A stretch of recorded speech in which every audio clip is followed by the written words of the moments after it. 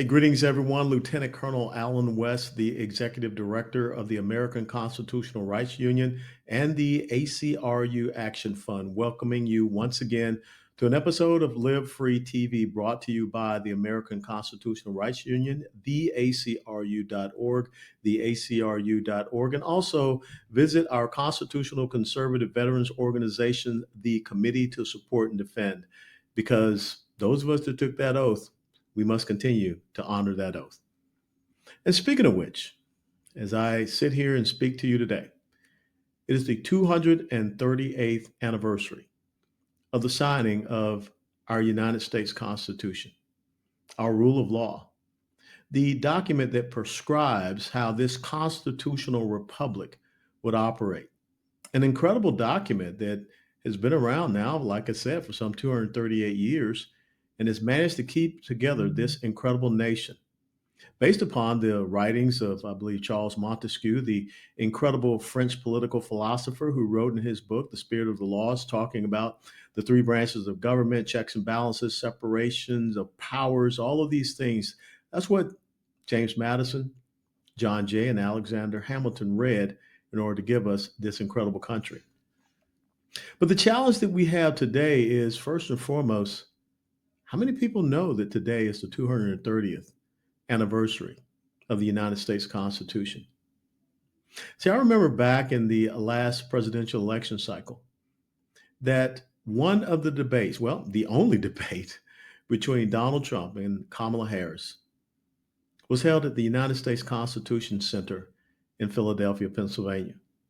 That place where those men, those delegates from those 13 colonies gathered to affix their names to that document, which, well, it gave us this framework. It moved us away from the Articles of Confederation to understanding what the federal government was, its duties, responsibilities, roles, enumerated powers based upon the three branches. And on that day, Mrs. Powell, a Philadelphia socialite, asked Benjamin Franklin a very pertinent question, prescient question, actually, to where we are today. It still should resonate with each and every one of us. Well, doctor, what is it that we have, a monarchy or a republic? And Franklin replied, a republic if you can keep it. But if you do not read the Declaration of Independence, if you do not read the Constitution of the United States of America, you don't understand, you don't know what the founding fathers left to us. You don't know how important it is to keep it, as Franklin said. So I would encourage each and every one of you, Constitution Day, this Wednesday, 17 September of 2025, before this week ends, read the United States Constitution. I can tell you that it's not just that our young people are not being taught civics. Some of us old heads, we kind of forgotten civics as well. I give you a great case in point. Executive orders are not law. Executive orders are only temporary, can only be there as long as the person that wrote that executive order exists in that position as president of the United States of America. As soon as someone new comes in, if they do not agree with the political philosophy and the governing principles of that same president, that same chief executive, then those executive orders can go away. And we saw that happen with Joe Biden, who came in and immediately did some 90 plus executive orders to reverse everything that was done to secure our border. And see, understanding the Constitution and reading it means that immediately we should have said, Mr. President, you took an oath to our rule of law. You took an oath to abide by it. You took an oath to protect it and defend this nation. So why is it that you are violating the Constitution, Article 4, Section 4, known as the Guarantee Clause, which clearly articulates that there are two things that the federal government, anytime in the Constitution you see the United States, that's talking about the federal government. These United States means all of us, all of the states together. But the United States is supposed to guarantee to every state in the union, number one, a Republican form of government. What is a Republican form of government? Not Republican Party, but a Republican form of government, because we are a constitutional republic. That means abiding by the rule of law and abiding by the respect and the understanding and the elevation and the supremacy and the sovereignty of the individual, their rights, their freedoms, their liberties. That's what this document is all about. As a matter of fact, our Constitution could not be ratified until those very first amendments, those very first 10 amendments were placed there, known as our individual Bill of Rights. See, it was not about the onerous nature and power of a centralized government. That's one of the reasons why we had the Revolutionary War. It was about making sure that these powers that were prescribed, enumerated to the federal government, and they're supposed to abide by them. But then also they have duties and roles and responsibilities. And if they get outside those prescribed enumerated powers, well, that's why you have the Ninth and Tenth Amendments, which the Tenth Amendment basically and structurally says that all of those powers not designated, not given directly to the federal government, they revert to the states and to the people. But we see an incredible overreach from centralized government. Who would have ever thought that 230 some odd years later in this constitutional republic that we would have a government telling us how much toilet water we could flush, what type of shower heads we could have, what type of car we could drive, what type of home we could build, what type of appliances we could have in that home. Who would have ever thought that we would have a government telling us that our children are not our own? See, this is what happens when we don't study and understand the Constitution of the United States of America. And I will tell you, go right back to the first chapter in the book of Joshua in the Bible, Joshua chapter 1, verses 5 through 9.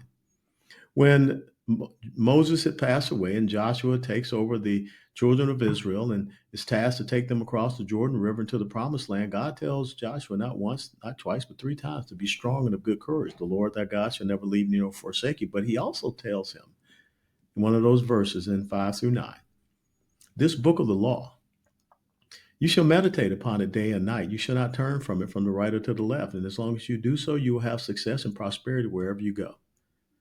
That's why we need to meditate on the Constitution of the United States of America, that book of the law. Because if we don't, then guess what ends up happening?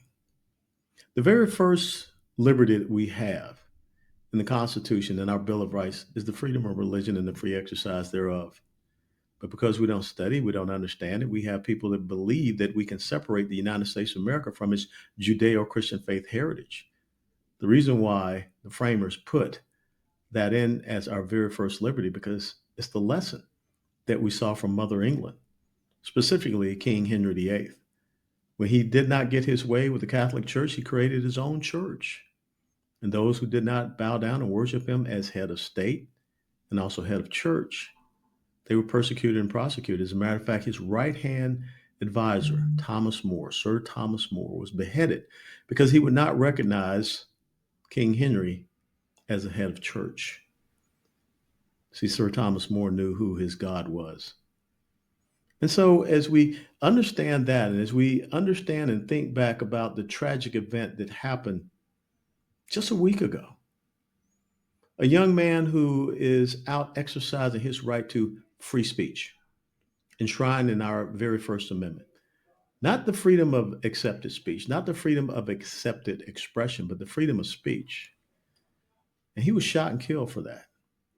Just wanted to have the open dialogue with someone that disagreed with him. And how interesting it was that at the time of Charlie Kirk's shooting, they were debating violence from the left. And look what ended up happening. Now, I know that there is some delusional obfuscation going on out there with people that trying to push the blame on someone else, to include Donald Trump. There are people out there that are trying to say we need to tamp down the rhetoric because both sides are guilty. I only see the bullets flying from one side. And it's because there are individuals that don't believe that you have the freedom of speech, the freedom of expression, the freedom of conscience, the freedom to think and believe contrary to them. And that's why you have these groups like Antifa that pop up and other groups, James Revenge, who, for whatever reason, don't realize that we have a right to disagree.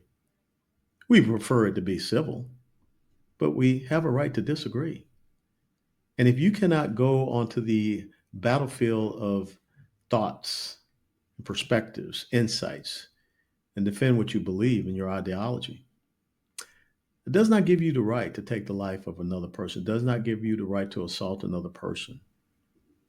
It does not give you the right to go and attack illegal immigration detention facilities because of what it says in Article 4, Section 4. Not only is the federal government supposed to guarantee to every state a Republican form of government, they're also to protect us from invasion, every state in the Union.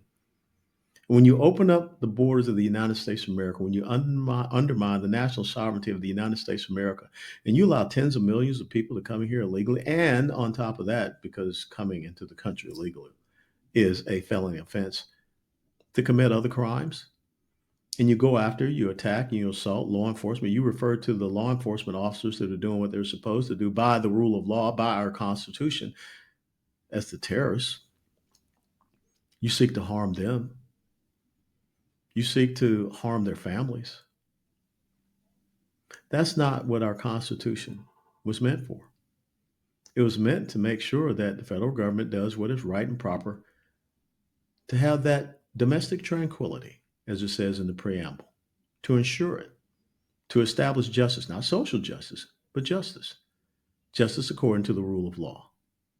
But if we're not studying and we're not understanding that, this is where we go. And furthermore, if we don't understand that the federal government, as long as they are acting in coordination in conjunction with, in pursuance thereof, the exact three words of the founding fathers, in Article 6, Section 2, known as the Supremacy Clause, then this whole thing about sanctuary states and sanctuary cities, I'm sorry.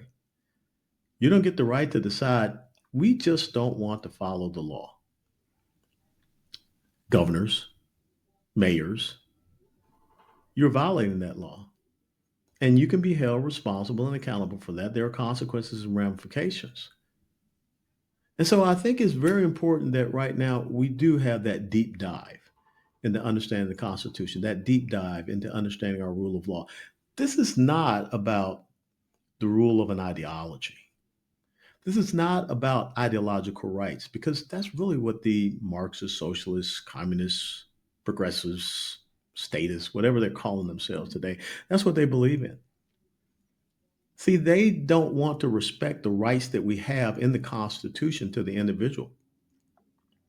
I've seen so many comments from these very, I don't know, despicable, delusional, leftist individuals that saying Charlie Kirk got what he deserved because he did not want to have gun control.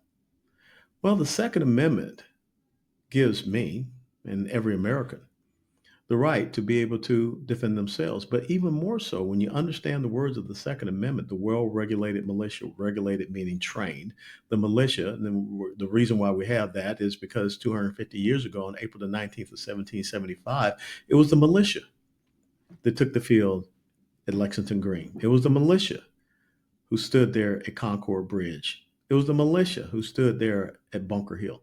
There was no Army. There was no Navy. There was no Marine Corps. That came after June the 14th of 1775, when the Army was created. October 1775, a Navy. November 1775, a Marine Corps. So it is our responsibility, as it says, the well-regulated militia being necessary for the security of a free state. So why is it that leftists, all of a sudden, they want to believe that everyone has a right to own a home? Jimmy Carter, Community Reinvestment Act. Everyone has a right to health care. Patient Protection Affordable Care Act, a really oxymoronic piece of legislation. See, the left believes that, they create rights, which if you go back to the Declaration of Independence, that's a complete violation of the natural rights theory of John Locke, where you naturally have these inalienable rights endowed to you by the Creator God, the Judeo-Christian faith heritage God. That's what embodies us here in the United States of America. But if we're not careful, if we don't study our Constitution, if we don't understand our founding documents, for whatever reason, there are people that say, just let the government do it.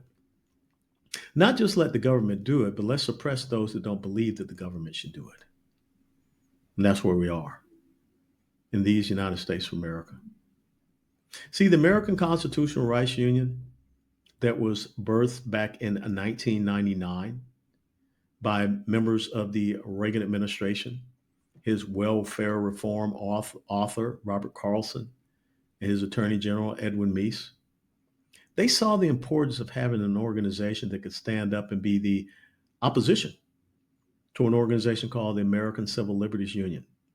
I don't see them acting in the good interest of Americans and definitely not our civil liberties because they're out there bringing lawsuits against law enforcement agencies that are doing what is right by our rule of law and our Constitution to make sure that you, the American citizen, can be safe and secure and reestablish law and order. Make sure that you don't have criminal illegal immigrants that are here doing what just happened right here in Dallas County, where a man who had been arrested and released, here is an illegal immigrant because here in Dallas County, the sheriff refused to coordinate with Immigration and Customs Enforcement. Well, this individual decided to take a machete and beheaded a hotel manager and dumped his head into a garbage can. And I'm sure we can tell many stories about what is happening. But just imagine if we abided by the rule of law, our Constitution. Just imagine Republican, Democrat, Independent, Green Party, whatever said, this is what we must all agree upon, the foundation of this country. And we can have other differences about economic policy, tax policies, and things of this nature, but we're going to agree upon the duties, the roles, responsibilities, the enumerated powers as designated in our rule of law, the Constitution. We're going to believe in and respect the rights, freedoms, and liberties of individuals as prescribed in the Bill of Rights. We're not going to come up and make up our own Constitution. I don't believe that the Constitution is a living document. I don't believe it needs to adjust with the times. I believe it's a foundation. And if the foundation begins to crack, then you get the death of a 31-year-old man who was sitting under a tent trying to have a conversation with someone that disagreed with him. Now, some would say, yeah, but Colonel, don't you believe in freedom of speech? Absolutely. I truthfully do. But when you are out there inciting people to violence, when you're out there cheering the execution of a young man, his assassination, when you are embracing that type of violence, I don't see that as free speech. I see that as a complete violation of everything that this country seeks to stand for, the more perfect union, which is what we try to work towards. So this week, take that simple document that we call the Constitution of the United States of America that I carry right here, wherever I go, not too thick, the Declaration and the Constitution of the United States of America. Read it, study it, understand your rights, freedoms, and liberties. Understand what the federal government is supposed to do. And maybe if you have the time, check out your state constitution. Many of them supposed to be in concert, parallel to our United States Constitution. As a matter of fact, many of the early colonies, when they became states, had a Bill of Rights.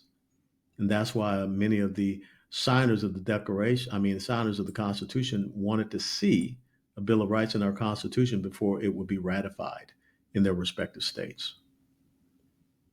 On 31 July 1982, at the University of Tennessee, Knoxville, Stokely Athletic Center, they paved it over, made it a parking lot. Such is life.